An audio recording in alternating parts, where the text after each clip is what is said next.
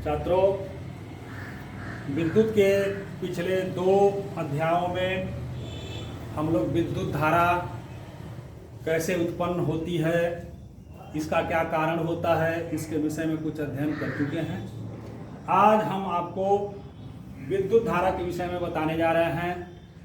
इसके लिए जो फार्मूला होता है उसका निगमन हम लोग करेंगे। तो विद्युत धारा क्या होता है? तो किसी चालक में विद्युत आवेश के प्रवाह माने होता है बहना। किसी चालक में विद्युत आवेश के प्रवाह को विद्युत धारा कहते हैं। चालक कोई भी हो सकता है जो विद्युत का सुचालक हो। किसी भी धातु का बना हुआ छड़, तार, तांबे का छड़, तांबे का तार, एल्युमिनियम, सोना, जस्ता, ये सब विद्युत के सुचालक होते हैं। तो उसके एक टुकड़े को चालक कहा जाता है।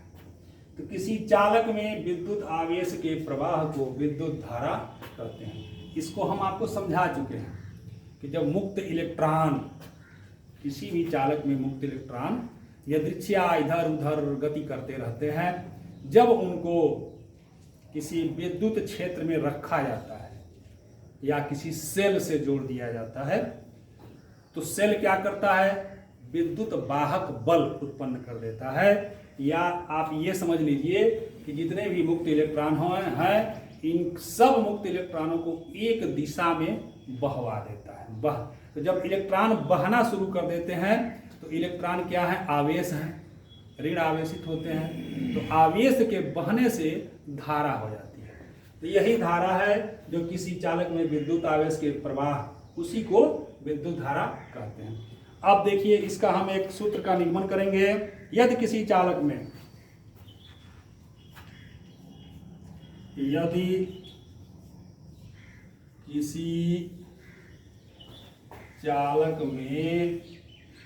Q आवेश, Q क्या है? ये आवेश की मात्रा है, मतलब कितना आवेश। तो Q आवेश T समय तक, समय भर सेकंड में ही लिया जाता है, T समय तक प्रवाहित होता है, तो चालक में प्रवाहित धारा, चाहे बहने वाली धारा, इसको I से दर्शाया जाता है, बराबर होता है आवेश बटे समय। आवेश होता है Q बटे T। इसको एम्पियर से लिखा जाता है। धारा का मात्रक होता है एम्पियर, आवेश का मात्रक होता है कूलाम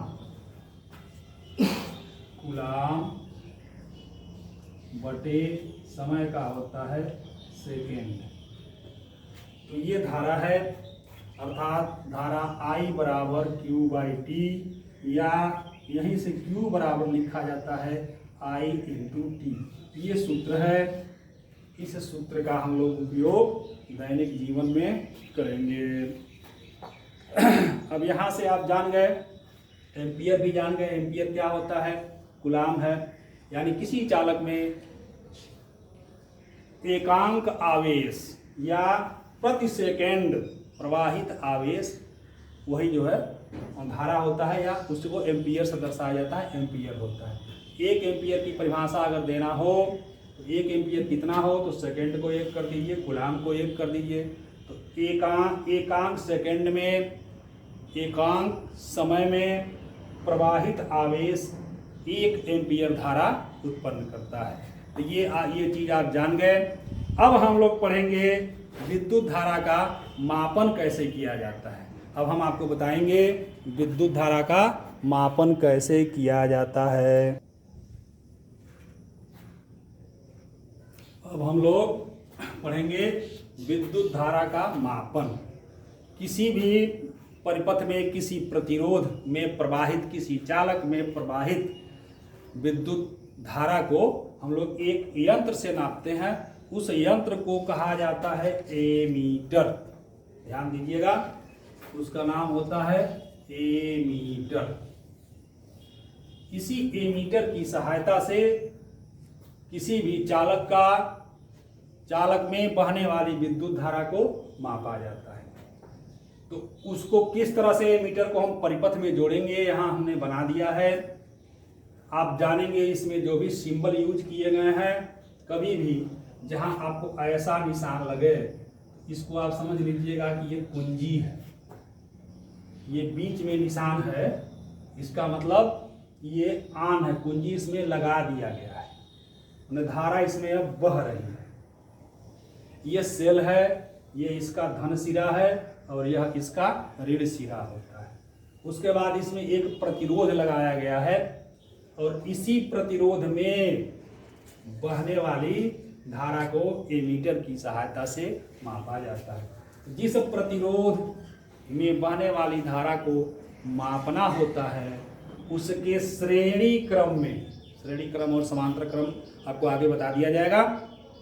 उसके श्रेणी क्रम में एमीटर को जोड़ दिया जाता है और जो ही हम कुंजी लगाते हैं तो हमको पता चल जाता है ये इस एमीटर के द्वारा, इस यंत्र के द्वारा, कि इस प्रतिरोध में कितने एम्पियर की धारा बह रही है।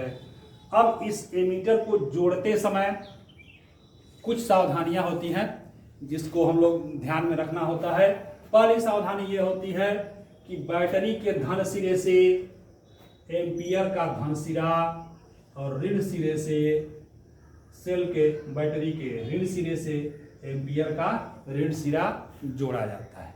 यहाँ पर ये दर्शाया नहीं जाता है, यहाँ धन ऋण दर्शाया नहीं जाता है, ये हम लेकिन जोड़ते समय इस सावधानी को ऐसा रखा जाता है। दूसरी चीज कि एमीटर, कभी भी एमीटर को डायरेक्ट सेल से नहीं जोड़ा जाता है। बिना प्रतिरोध लगाए आप किसी भी परिपथ में एमीटर को डायरेक्ट बैटरी या सेल से नहीं जोड़ा जाता है, पहली सावधानी। दूसरी सावधानी, जैसा कि आपको हम बताए कि हमेशा बैटरी के धन सिरे को एमीटर के धन सिरे से और बैटरी के ऋण सिरे को एमीटर के ऋण सिरे से ही जोड़ा जाता है। तीसरी सावधानी, एमीटर को हमेशा परिपथ में श्रेणी क्रम में ही रखा जाता है। तो ये जो इसकी 3 कंडीशन है, आप हमेशा इसको याद रखेंगे। पहला कंडीशन क्या होता है, कभी भी एमीटर को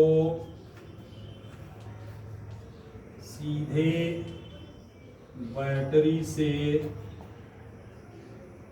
नहीं जोड़ा जाता। दूसरा क्या है, बैटरी का धन सिरा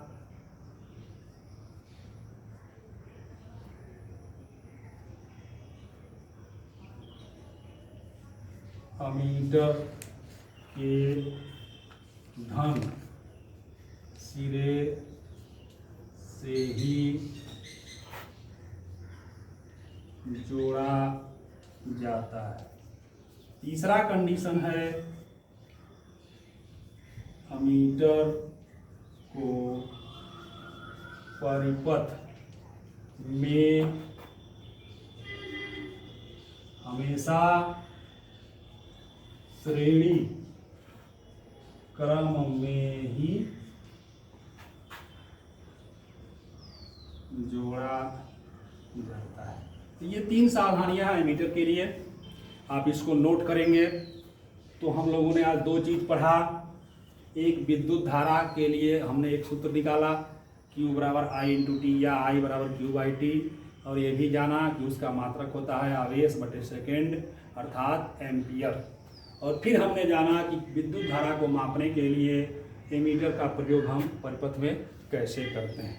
अब अगले एपिसोड में हम आपको बताएंगे विद्युत विभव के बारे में, जो बहुत ही महत्वपूर्ण है विद्युत के चैप्टर के लिए। और विद्युत विभव समझना आपके लिए बहुत ज़रूरी है। आगे इसमें जो भी चीज़ें हैं अब आपको विस्तार से बताया जाएगा। धन्यवाद।